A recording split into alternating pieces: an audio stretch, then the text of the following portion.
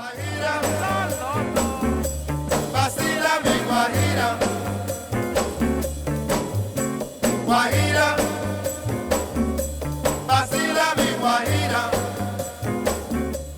father was born in New York City, Manhattan, grew up in Spanish Harlem. He really started playing with his father.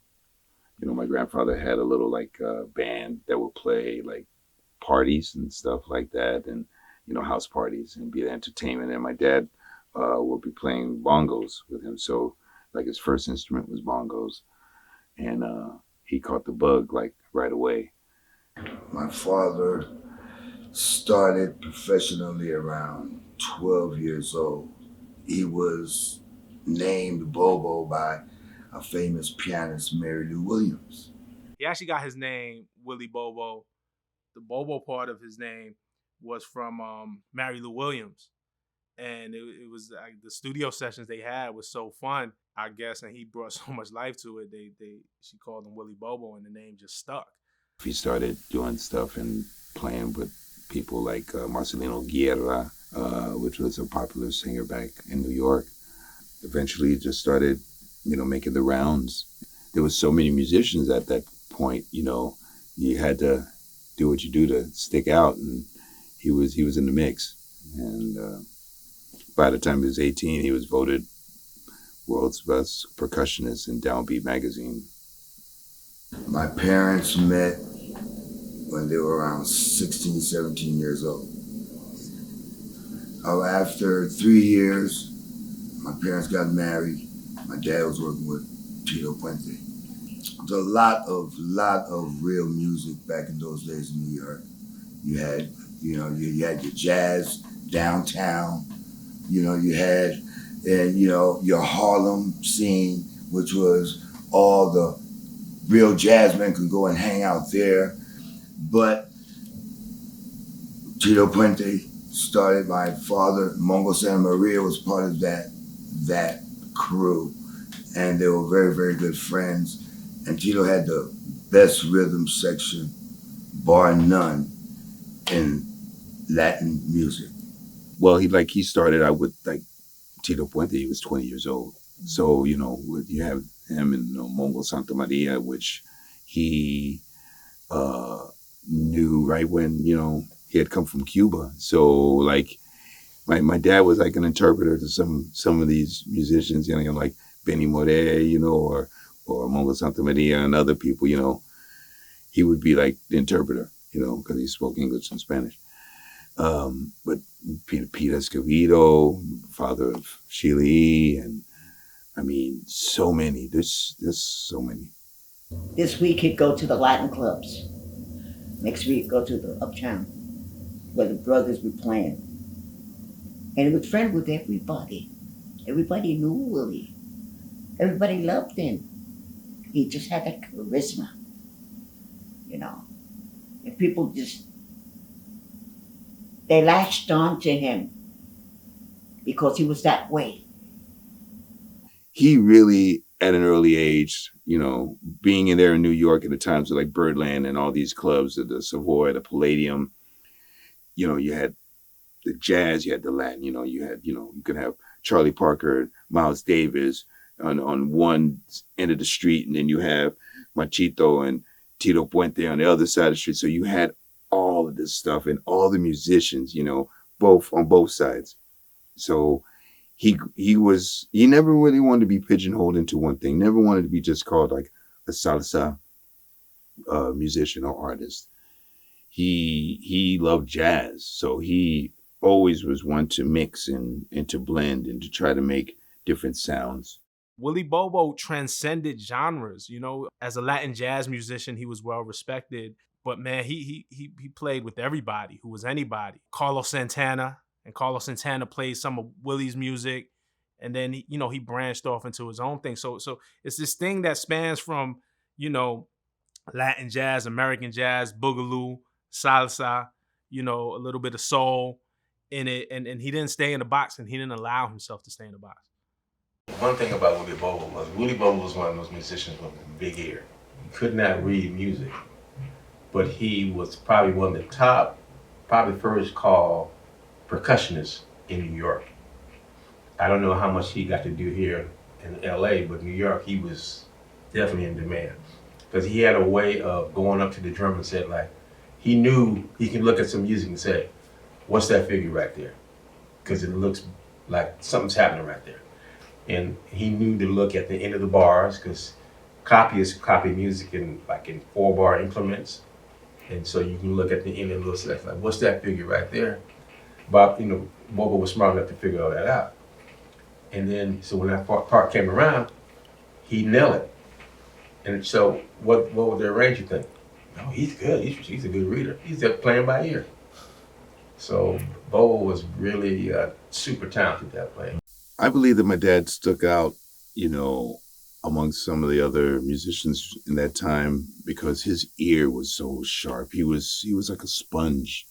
Even if he didn't know how to play an instrument, he would make you believe that he knew how to play it, and he would always say, I can, my ear is so sharp I can hear paint dry. And he was really truthful about that because he didn't know how to read music. He didn't know how to write music, but he can tell if something was right or something was wrong, something was off pitch or something was happening. So his ear was just in there. Well, Willie Bobo really enjoyed listening to different types of music.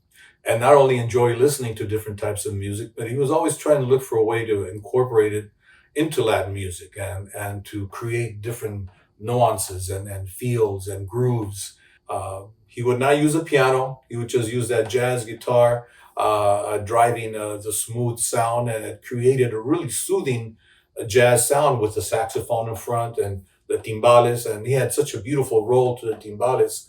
That with all his experience playing with Tito Puente and then with Mongo Santa Maria, he became an incredible percussionist. I mean, he was playing with the best. So a lot of that rubbed onto Willie Bobo, and he became quickly, at a very young age, one of the best. But he always used those different elements, and that's what set him apart, I think, from other band leaders. And he loved the boogaloo, the Latin boogaloo. That was something he really enjoyed.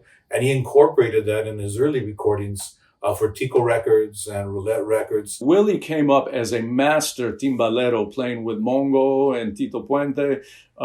He knew the ins and outs and the intricacies of Latin music, but also through his association with jazz legends such as Herbie Hancock and Dizzy, and of course, being part of that classic Cal Tjader quintet, Willie also had an amazing feel for jazz. And with his guitarist, Sonny Henry, he was truly able to create this hybrid sound. It was not just Latin jazz, but it also had like an R&B tinge. And then when you put Willie's vocals on top of that, he had this hipness of a jazz cat, but that could also sing R&B. So you're really listening to a wide variety of styles into this one seamless groove, and that was Bobo's genius. My dad, being a visionary, wanted to expand his music, turned around and came out to California and took a chance working with Cal Tjader. Okay. And that's when he was able to really kind of establish himself. The music was hot. You couldn't help it. It was great. It was like an evolution for everybody. Willie loved LA. Willie loved LA. He always loved LA. So coming out here was great for him. Had a lot of clubs. Really? You had a lot of clubs out there. I don't know if you were here, but they had a lot of clubs. Again. So Willie had the opportunity to work in every one of these clubs. Willie was hot in that period of time. Well, he influenced the LA community for sure, because he spent a lot of time here in LA with a lot of the young groups. Tierra was one of them. When Tierra was coming up, Willie was very instrumental in helping them with develop their sound, and it was incredibly successful. They were top 40 hits, and they performed all the time. In fact, I would go to a lot of shows that would have both Tierra and Willie Bobo perform, which was just a thrill. So Willie Bobo let people know here on the West Coast, the young people know that, if you love Latin music, You can also use a little R&B in your Latin music with a little Latin boogaloo flavor, or just straight ahead soul with Latin percussion. He just knew how to weave these special sounds that people enjoyed, and they just embraced, and they started using in their own bands. As much as you want to intellectualize the music of Willie Bobo, I think honestly it's so hip that you just literally can play it and people will get it. Fried neck bones and some home fries. Once you hear the first 10 seconds of that song, you know exactly what Willie is trying to say. It's got this hip, irrepressible Latin beat with the hipness of jazz. I mean, it's timeless music. Evil Ways, he kills that. Yes. Just the vocal, and that's something that I do admire very much is in Willie Bobo is his vocals, his approach, his suave, tone, and very very sensuous. The guy, he's just moving, Rock and roll was very, very big in those days. And in those days, all those groups were using the top musicians because they were studios. They played in the studio. Records never gave guys recognition in those days on album covers. It was just a person that did it. But my father was in every rock and roll record that was on the radio. Sam the Sham and the Pharaohs, Jane the Americans, Donovan, wow. Very, very influential. He actually was very experimental. I can pull up about 50 or 100 records of different styles. I mean, different artists that he's worked with, and he brings his sound and incorporates it seamlessly and elegantly, and it's so creative. You can put him in any situation, and he would be able to make it work. Willie Bobo definitely had a real big impact on hip hop. I remember one day I was listening to the radio and I heard Mary J. Blige, What's the 411? And it was featuring a rapper by the name of Grand Puba.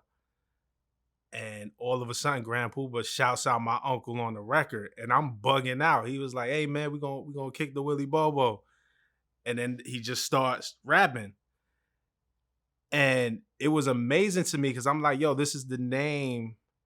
I was really young when my uncle died, when Willie Bobo died, but this was the name, this was the legacy, this was the music that from a kid that I learned, and I just thought it was a family thing that we were proud of in our family, and just if you was a real like Latin jazz enthusiast or a real kind of aficionado, then you knew his name. But I didn't know that it had spread so far and wide until I heard it on the Mary J. Blige record, which in the early 90s, she was one of the biggest artists that they were, and Grand Puba was one of the most respected rappers that there was. So just to hear Willie Bobo's name as slang really hit, and that was in the New York side. Like that was slang. Like people would just say in the street, "Yo, I'm about to kick the Willie Bobo," which means I'm about to go spit some game. A lot of times, like before maybe you approached a woman that you liked at a party or something. Hey, you see that girl over there? Hey man, I'm about to kick the Willie Bobo. And people like really used to talk like that. When I make music myself, I can't just make one style. And I think my father was the same way. If you hear his records from top to bottom, from the first one to the last one, you see an evolution. You see a musical evolution. You see a growth. You don't see him trying to repeat himself. And music is a forward motion thing. There's so many ways to make music, so many different genres. You don't have to stay in one spot. You keep going forward. Well, we're also very, very spiritual in our beliefs, okay? And that also holds a very, very important part in the musical aspects, in the Latin music. I do believe that there's a bit of spirituality within the music of my music and also my father's music, and just as us as percussionists as well. I mean, spiritually in different religions, the drum is a very important instrument, with a lot of the percussionists coming from a Latin background and also having that little bit of spirituality, whether it's being involved in the Yoruba religion or other religions, Ifa or anything like that. So it's very, very, very important, and I think it's something. I mean, it's used for healing. It's used for so many things. The drum is so, so, so important. It's the heartbeat. It's the blood. And it's spirituality. When you're spiritual, it encompasses your being, your body, your soul, your outlook, in good ways, hopefully. So when Eric started touring with the Beastie Boys in the early 90s, you could hear the influence on the records. This is back in the day where not a lot of hip hop artists were touring with bands or performing with live bands. And so for Eric to be part of a live band and tour with the Beasties and recording with the Beasties, it added a new element. I think Eric's impact just on the live scene in hip hop, touring, shows, adding dynamics where it's just more than two turntables and a microphone, speaks to his legacy and his skill level. The one thing that I would like people to walk away from, like listening to my father's music or listening to music that I make, is that music is a universal language. Music is something that brings everyone, every genre, every person together, no matter what language you speak. Music is a language that everyone can understand. And to just be open to listen to and say, wow, what I heard opened up my ears to so much different things, that it encourages you to go and search for different music and listen to different artists, not just stay in the box.